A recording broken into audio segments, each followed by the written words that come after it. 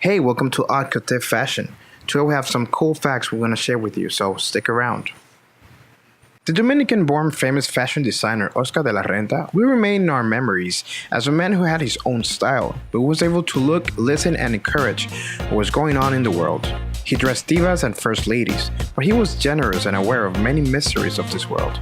He liked glamour and chic that he learned from his maestro, the mythical Balenciaga. Here we show you some facts maybe you didn't know about our beloved Oscar. Oscar de la Renta jumped into fashion by accident. In his own words, his entry into fashion was a happy accident. I wanted to be a painter. I was drawing well, and fashion came by chance. Sometimes, to make money, I drew fashion illustrations. Through a friend, I got a job at Balenciaga in Madrid. As a well-dressed man, he believed in tradition. All his suits were tailor-made by Lopez Herbon y Compañía. He started with Senior Lopez Herbon, then the son and nephew. All his shirts were made in Hong Kong by Mihi, which became Winston, and he never wore cufflinks because he found they were boring and a waste of time. He believed owning well-built garments and accessories was an investment and not vanity. His shoes, for example, were all handmade by Loeb in Paris, brown during the day and black at night. Some pairs were 40 years old, which is an advertisement for investing in your accessories. He usually wore on his lapel the red rosette of the Légion d'honneur on a little white ribbon signifying France's highest honor.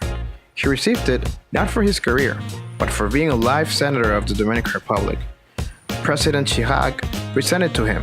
He wears it even if his friends, as for example the French novelist Jean d'Omerson, a permanent member of the French Academy, says about decorations: you don't ask for them, you don't refuse them, and you never wear them.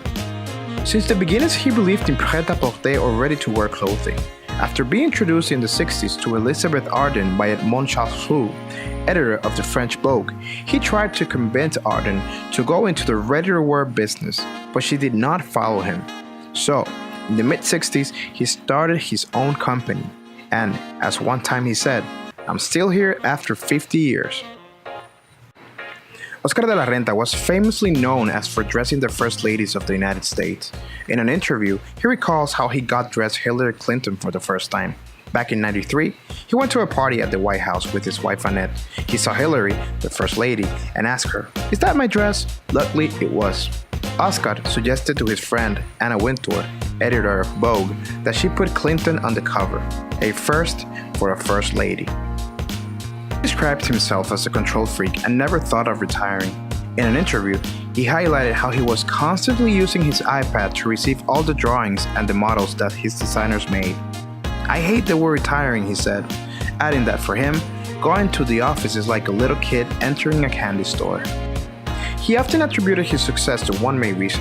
For him, the most important thing is to understand the woman you're dressing, and then half the work is done. And through time, you could tell who was wearing a design of his own, rather than some designers who exposed those who wear their clothes. With Oscar, women felt secure and beautiful. His designs were modest but didn't lack flair. Flattering shapes, emphasizing elegance and femininity were some of his tools that made him one of the powerhouses of fashion. Thank you for sticking with me until the end of the video. If you liked it, you know what to do. Thanks for watching.